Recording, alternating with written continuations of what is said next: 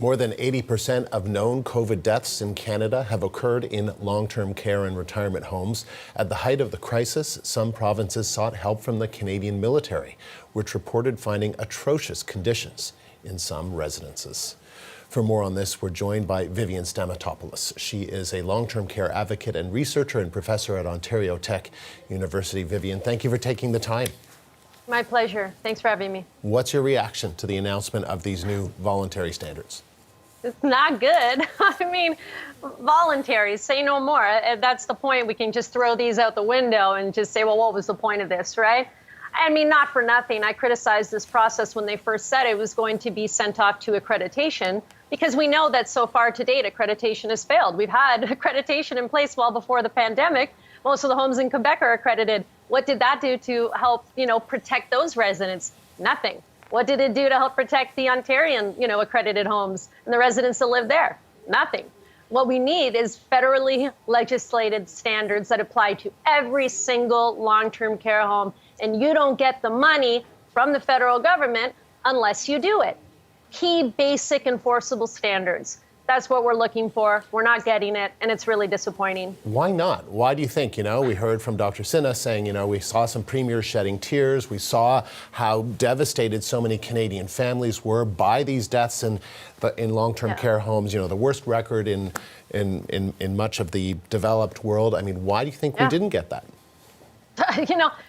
Good question. This is what I hear from the families all the time. And we all ask ourselves, what is it going to take? I mean, we just lived through the worst collective mass casualty in our long-term care history, and yet we're talking voluntary suggestions? Are you joking me? It is patently offensive to everyone that lost a loved one during this time, and those that still had to deal with their loved ones living through the prolonged confinement and the ongoing abuse and neglect that exists in many of these homes because of the problems that predate the pandemic, but were just exacerbated all throughout and are made worse in different provinces. Don't get me started in Ontario, but if you want a key example of how, the provinces are looking at these voluntary suggestions, just look at what Minister Calandra said in Ontario. He said, you know what, he'll take a look at them, should he feel like it, but he has no interest in watering down what the province is already doing to improve care, whatever that means, because we're still sitting here asking ourselves, well, what are you doing? Because I don't see anything appreciably improving in long-term care, specifically in Ontario, where I'm speaking from. The rest of Canada will be experiencing similar problems, I imagine.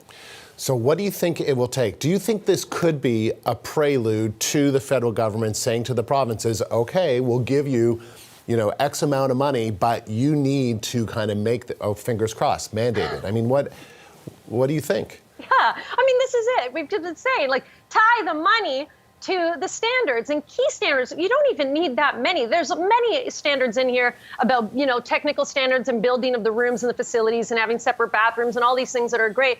But at the fundamental core of it, what we need to do is address the staffing issues, because as any expert will tell you, it's the conditions of work that directly result in the conditions of care. And the problem is that we have this completely exploited workforce, largely comprised of racialized women, many of which are new to Canada, that are doing this work for far less training and pay than they deserve. And then you wonder why they keep leaving. And there's a revolving door in this sector. And that's never going to change unless you actually say you need to have a certain pay scale. You need to have a certain amount of full-time workers with good working conditions, and you need to mandate that 4.1 minimum daily care standard at every single facility. And with that, obviously, you have to put the money to it. When you look at what happened at the start of the pandemic and about a year in, when our prime minister said, okay, we're going to give you some money, he gave $3 billion to long-term care, but $30 billion to national child care. That's where you're going to actually do something, when you set the money. If you were serious about long-term care standards, we would have seen multiple billions, not three. We would have seen funding equivalent to the National Child Care Plan, which I'm fully behind. But we also clearly need a national long-term care strategy, and that is nowhere to be found. I mean, Vivian, what do you think this says about us as Canadians, as a society, or for the political leadership?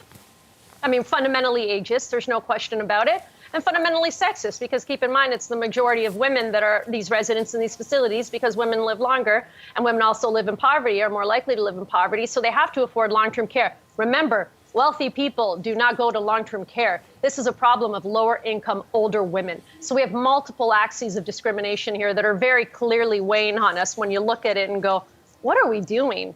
these are the people that raised us. These are our mothers, our grandmothers, and this is all you have to do. This is what you're offering us, some voluntary suggestions. Frankly, shame on everyone involved. Do better. Do better, Prime Minister. Do better, all the premiers. All of you, do better. Vivian, appreciate your time very much. Thank you.